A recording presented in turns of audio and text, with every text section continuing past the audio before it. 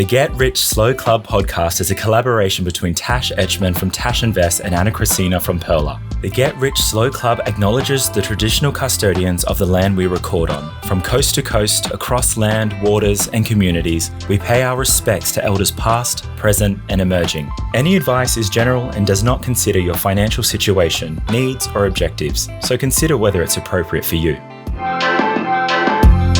Welcome to the Get Rich Slow Club podcast, where we take you from beginner to confident investor, where we can teach you everything you need to know about investing. So come get rich slow with us. Today we are discussing different budgeting methods, their pros and cons, how we budget, plus we have a really good discussion with Emma from the Broke Generation about different ways of budgeting you might not have heard of. But first, let's start with our money wins and losses. What do you have for us today, Anna? I got $250 back from Energy Victoria. They had this power saving bonus. All you had to do is sign up, upload your PDF of your energy bill, and you got $250 back. And that hit my bank account the other day. So I'm very excited. Amazing. Very exciting. That's such an easy money win. Yeah, free money is always good. Yeah. Plus it's very energy is very expensive, so it's it helps. Every dollar helps, right? Yeah, the place I'm renting at the moment, their enterprise just included bills, which has been good. So I haven't seen it fluctuate recently, but I've heard it's getting very expensive. It is. And what's your money win or loss? I bought the book Fourth Wing. I've been seeing it on TikTok everywhere and I thought I'd give it a go. I really didn't think I'd like it because it's a fantasy book filled with lots of dragons, but I ended up loving it. So money very well spent there. Oh, we both had money wins this week. Yeah. And I also went to a free talk by Robert Waldinger, I hope I'm saying that right. He wrote the book The Good Life and How to Live It based on the world's longest study of happiness. It was just a free event hosted by the University of New South Wales. So that was really fun. Oh, lovely event. So let's start with why even bother budgeting? A budget is essentially a roadmap for your money, helping you allocate your income towards expenses, savings, and goals. By understanding where your money is going, you gain control over your financial life. Some of the reasons why you may want to budget are financial clarity, so just knowing where your money is going, goal tracking, saving for goals and tracking your finances for a particular reason, just having smarter spending, so controlling your expenses and curbing any overspending, debt management, focusing on paying off debt, which also reduces interests, saving you more money in the long run, and financial security, creating a safety net and security for yourself so that you can achieve financial independence if that's your goal. So what are the first steps to track your money? Tracking your spending is important to figure out where your money is going. This will allow you to realistically allocate money to things in your budget. Some of the ways you can do this is by using a budgeting app. You can print out bank statements and highlight your wants and needs in different colors. You can track your spending in a journal for a week, a fortnight, or a month. Or you can use Excel to list every time money comes in and out. Some important things to track are your income, your expenses, debt, and your net worth. So let's break that down. For your income, add all of your income together, including side hustle money, dividend income, your job, and rental income if you own a property. Expenses, add all your expenses, both necessary, such as rent and utilities, and other things that are unnecessary, such as eating out or buying new clothes. For debt, track your home loan, credit card debt, buy now, pay later, car loans, and HEX debt, for example, if you want to keep track of that. And if you want to track your net worth, which is a nice to have because it kind of gives you an idea of your overall financial health, all you do is add up all your assets. So, for example, if you own a house or any cash you have, any shares, and minus any liabilities, which might be any debt, so such as your mortgage, credit card debt, and so forth. And that gives you a nice round number to look at. And if it's in the negatives, that's okay, because what you'll be doing is tracking how your money is going in the future, and hopefully you'll be in the positive. Net worth is really interesting to track because a lot of it isn't inside your control. Like the stock market goes up and down and you can't control that, but it's definitely fun to see and gives you a nice overall position. And tracking your net worth isn't a necessity, but it is a nice to have just so that you can kind of see where your money is going and if you are staying out of debt. Now let's talk about some ways we can actually budget. So first are some more traditional ways of budgeting. None of this is new or revolutionary. It's just different ways of thinking about your money and whatever works best for you. A popular way to budget is percentage-based budgeting. This involves allocating a specific percentage of your income to different spending categories. For instance, a popular one is the 50-30-20 method. This rule suggests dividing your income into three categories: 50% for needs, like housing and bills, 30% for wants, such as dining out and entertainment, and 20% for saving, investments, and debt. This is very similar to the 60% solution budget, or better known as the barefoot investor buckets. Again, this is nothing revolutionary. Percentage-based budgeting has been around for a while. So the idea around the barefoot investor buckets are 60% to your blow bucket, 20% to your fire extinguisher, 10% to your splurge, 10% to your smile bucket. And also you have a grow bucket, which is about growing your super, and another one for mojo. Now, if you don't know what any of these words mean, as many people might not, go read The Barefoot Investor if you're interested in this type of budgeting. It's very similar where you're looking to splurge money, smile, you're putting money against something in a fire extinguisher is kind of like an emergency fund. So take a look at that. Have you ever tried this way of budgeting? I did a percentage-based budgeting. I mean, I've read his book and I think it's fantastic for anyone kind of starting out, but I haven't used his method specifically. One of the things I did do, which is similar to a Mojo, is putting a large portion of my savings in another institution. So I wasn't tempted to move it over and use it. I have that as well, also from like a safety perspective too, because sometimes like Commbase goes down and you can't access your money for a few hours or whatever it is. So just like knowing there's money in a few separate bank accounts as well. But yeah, it is good to separate it so you can't transfer it out and spend it all too easily. Have you done the percentage-based budgeting? No, I've tried in the past, but it's never really worked for me. I feel like my income and expenses just fluctuate so much. So it's a bit harder for me to sit down and be like, this is how much my housing is going to cost for the whole year and work it out that way. And I also, earlier on, I preferred to be a lot more involved and know where all of my money was going in very fine detail. Whereas now I kind of take a more like intuitive approach. And I think we'll talk about it in a little bit, the pay yourself first method, where it's not this kind of broken down into sections, I guess. And I kind of just know where my money is going. So what are some of the pros of this strategy? This is a good option when you aren't sure where to start. It's a good way to automate things and not have to think about them. Plus, if you follow the barefoot method, it can feel like you're part of the Barefoot Investor Club when you see everyone's orange ING splurge cards everywhere. The con is it won't work for everyone. So just as you said, if you have irregular money coming in, that might not work for you. And for someone on a lower income, they may need to spend more than 50% of their income on their needs. But for someone on a higher income, they might be able to save or invest more than 20%. The percentages may be wrong for you and you might not enjoy this method. And also it's inflexible of unique goals because it might be overly simplified. A different approach to budgeting is the zero-based budgeting method. This is for those who prefer a more detailed approach. With this method, you assign every dollar a specific purpose, so your income minus expenses equals zero. It's about giving every dollar a job, whether it's covering bills, building an emergency fund, or saving for a dream vacation. A popular app for this method is YNAB, which is You Need a Budget. That's what it stands for. And the pros are it's a very detailed way to budget. Every dollar has a job. And you feel very on top of your finances by knowing every single detail. So if this is for you and you need to look at every dollar, this might be a great method. It's also like a good one to maybe start with if you want to see where everything is going, and then you can kind of transition to one of the more flexible methods. So some of the cons, it may be very time consuming. It's very limited with flexibility and it might be overwhelming. There's a big mental burden as well, and it might promote being rigid rather than flexible with your budget. My friend Sarah from Collected Insight, who used to be a lawyer, loves this way of budgeting, but I personally hate it because I feel like I have no idea where I want every dollar to go, so it doesn't work for me.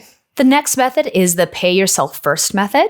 With this approach, you prioritize saving and investing by automatically setting aside a portion of your income before allocating funds to expenses. The pro to this, you know exactly how much you are saving each month because you're focusing on paying yourself first, meaning you're investing and saving and growing your wealth before you allocate money for expenses. The con is if you don't have a good grasp of your finances, you may be overextending yourself in paying your expenses. In the example that you paid yourself first, but didn't have enough money to cover other expenses or costs, you might have to then dip into those savings or into credit to be able to do this. For the pay yourself first method, this is one that I prioritize. Right now, I'm still a little bit on parental leave, still working on the side, but when I was working full time, I would decide on what percentage I wanted to go into savings and investments. And that was the very first thing I did. I paid myself first, that money was out. And the rest of the money that I had was then potentially either allocated by buckets in terms of entertainment and so forth. But once I got a very good understanding of what my expenses were, I knew that I could live off that. And then I would kind of try to up that by a percentage. So if I was, for example, saving and investing 20%, I would maybe increase that to 22% or 25%. And as my income also increased, that percentage would get bigger and bigger. So I would try to reduce my expenses or keep my expenses the same by increasing the part that I was saving. And at least that's how I thought about it. Have you used this method? I really like that from the percentage perspective, I guess, because I've always done more dollar amounts, but it's like I want to invest $1,000 a fortnight. I know what my mortgage is, I know what my bills are, and then everything left over is kind of my money. But the percentages is really good because then, as your income increases, you're automatically investing more. But as your income decreases, then you can invest less. Whereas I found it with my income fluctuating. I'm like, some weeks it's really easy to hit that investing number, but other weeks it might be a lot harder. So that's a good way to look at it. I think the percentage, it's so hard because all of these kind of overlap with each other. It's just the mindset, right? With pay yourself first, one of the things where I thought a lot about was my saving rate. And we talked, I think, about this before, Mr. Money Mustache, who talks about saving rate. And if there's a certain percentage that you hit, that you can retire early. So I always really thought about how can I increase my saving and investing percentage rate? And that was one of the ways to do that is by paying myself first. That money is gone. I can't spend it. It's allocated towards my savings investment. So that I'm a huge fan of this budgeting method. Yeah, I find a lot of people often say, like buying a house is a good way to save because you have to pay off your mortgage. This is a good way to view it where you're treating your savings like a bill. Like your mortgage is a bill, but your saving, you just have to treat it the same way as well. Exactly. The next one is envelope budgeting. This technique involves using physical envelopes to allocate cash for different spending categories. Once the envelope is empty, you stop spending in that category until the next budgeting period. The pro of this is the visual of seeing money in an envelope and using it. It gives you a visceral connection to the money. And as we know, we feel more connected and sad when we lose money than when we gain it. So this may be a very impactful way of using money, especially because it's not digital currency the way that a debit card or a credit card is. The con here is cash is not widely used or accepted and can get a bit messy with a lot of coins, so it may not be for everyone. This is really great for kids though, because kids don't really get to see cash as much on a day-to-day basis. We use a lot of credit cards or debit cards, and so they don't actually physically hold coins or paper money. Paper money? Is that what it's called? Paper money? Yeah, it is paper money. Paper money. And so it's really great for kids. And also kids get really emotional, especially if they've been saving up for something, if they've been doing their chores, if they get pocket money, and now they have to spend this money. There's an emotional connection that happens for them. And that's something that we have lost as a society as we've moved to digital currency. So that's the pro of this. I think also for kids to be able to handle coin, do math, but also for us, the emotional side of it. Yeah, I used to love being able to save up money when I was a kid, and you could literally see the pile growing. And then we used to take our big jars of coins and deposit them in the coin machines. And that was always fun too, because you'd be like, I get the reward of putting it in the machine and seeing it counted. I definitely used cash a lot when I was younger, when cash was more readily available. It was just easier for me to physically be on top of my budgeting. Yeah, my mum used to do this thing when we were kids where we go to the shops and we get $100 or whatever it was to buy 2 tops and a pair of shorts, and that's what we had to get. And we'd have the physical cash in our hands, and whatever you didn't spend, you got to keep afterwards. And that was such good exercise because you could see the money leaving, you could see how much you had, and then you got to actually keep it afterwards. But yeah, these days when it's just in your bank account, I feel so far removed from it compared to when we had cash. The next one is sinking funds. This technique involves setting aside money in advance for irregular or periodic expenses such as vacations, holidays, or car repairs. Similar to the buckets, but not percentage-based, you work out how much something will cost you and save up for it. The pro of this is it's more focused on the cost of the specific thing and working towards that goal. It's very flexible in terms of deciding what your own personal needs are. The con, though, is there's more time and energy to set it up, and it's not just following a guide or preset rules. So this is really good in the case that you want to save up for a car, you know how much it's going to cost, and you're kind of putting that money aside into a sinking fund. I know a lot of people will save for things like their car rego, make that a sinking fund, or for holidays and stuff like that, but it's kind of just having that specific goal and that fund is there. Or I have a friend who's got a fun fund and it's an extra $100. So if she wants a coffee that's not part of her budget, that's just sitting there as that sinking fund.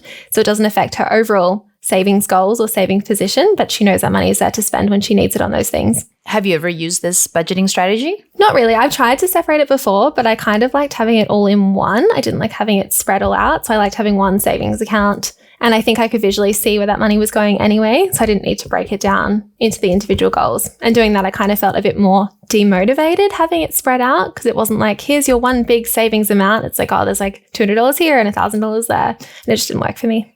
Fair enough. Have you used it? I also felt a little bit overwhelmed with that, having my money spread out too much. I found, for example, entertainment and eating out in terms of budgeting. If I'm working towards something, having these small amounts here or there, I'm going to a concert, so I'll save up for that. was a tad overwhelming for me. It didn't work. I like to have a bigger bucket as well. So I think more of the percentage-based ones would work better for me. But this is really another great way to just have a better handle on your money. And it's very similar to kind of having every dollar work for you because you're thinking about what you're saving for and being very intentional about it. It's a good way to not miss something. Like with the percentage-based ones, you might be like, oh, cool, I've got this much saved, but it might not cover everything you need it to.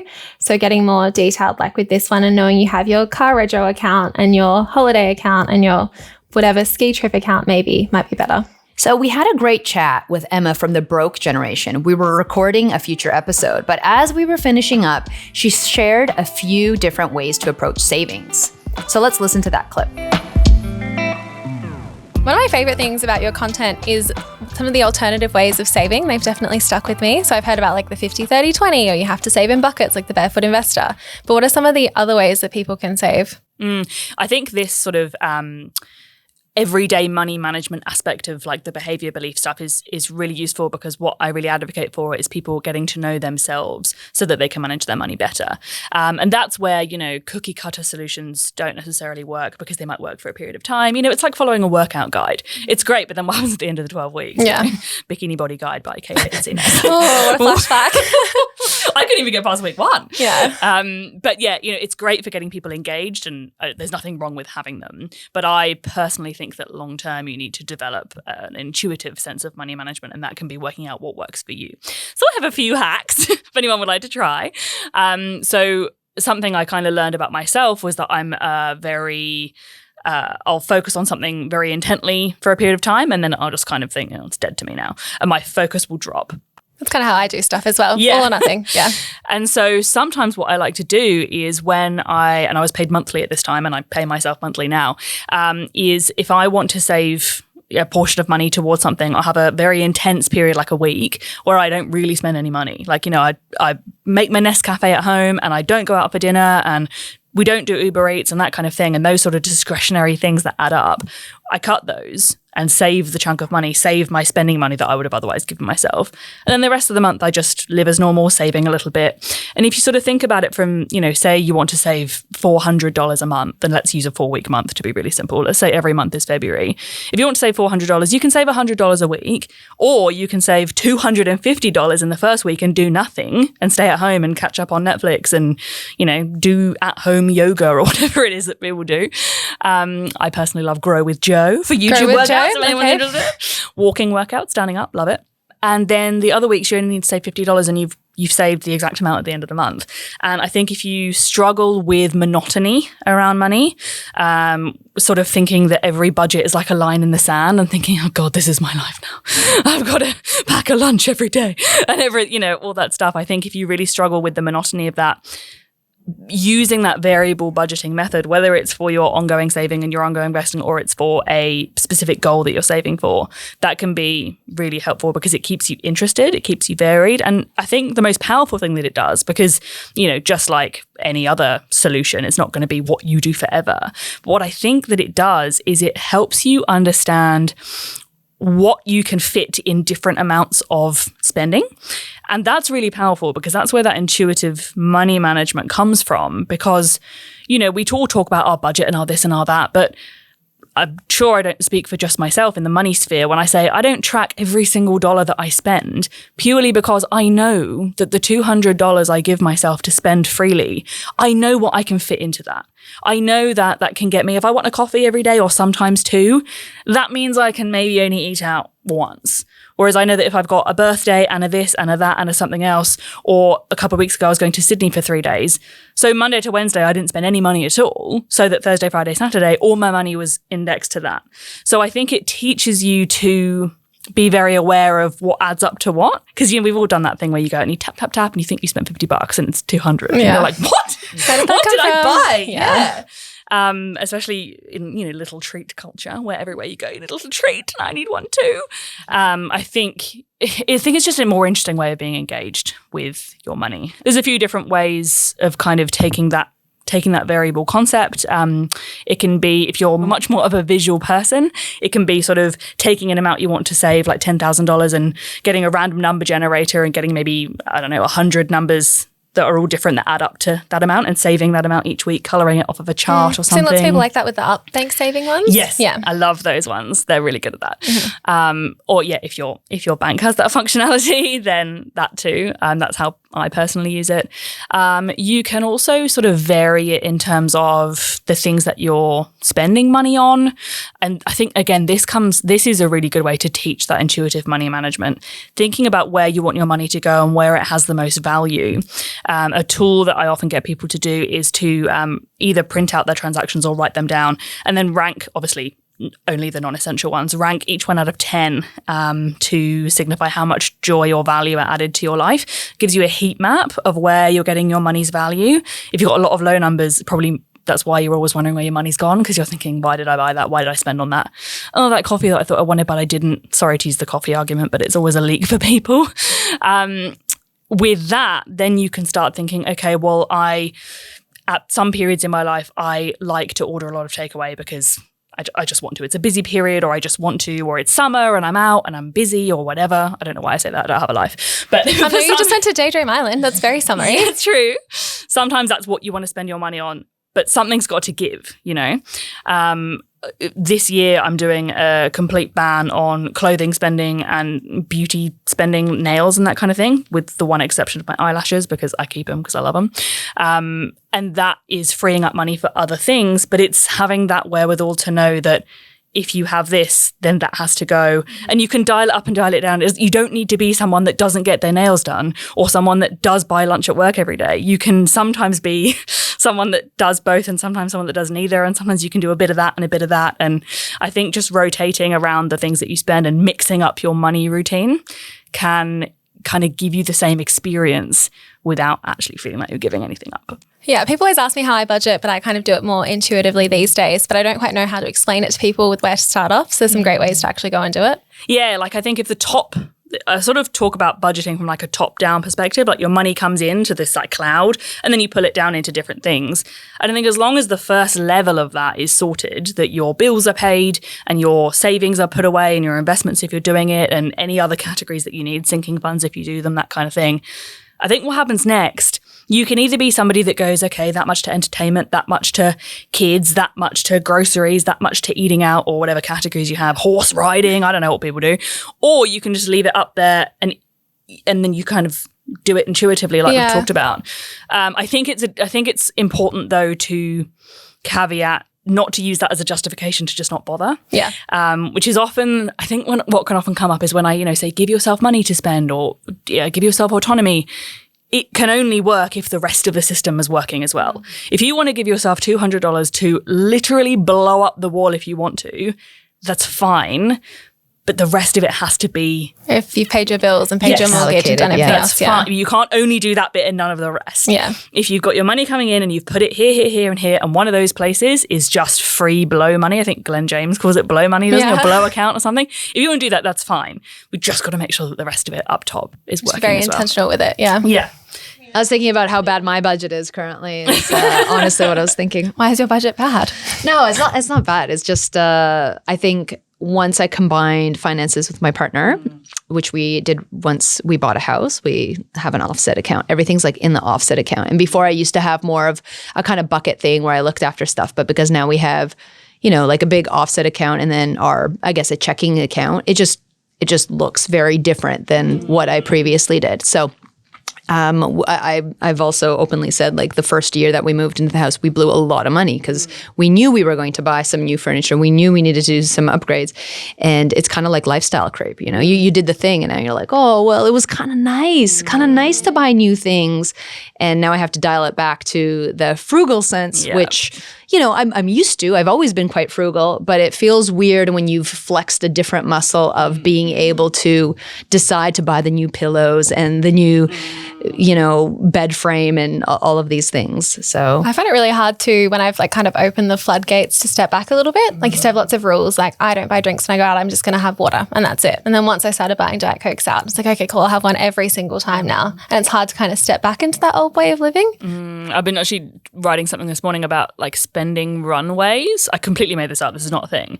But because I've been thinking about, before Tash and I went to Daydream Island, I realized how compelled I was to buy things for the trip.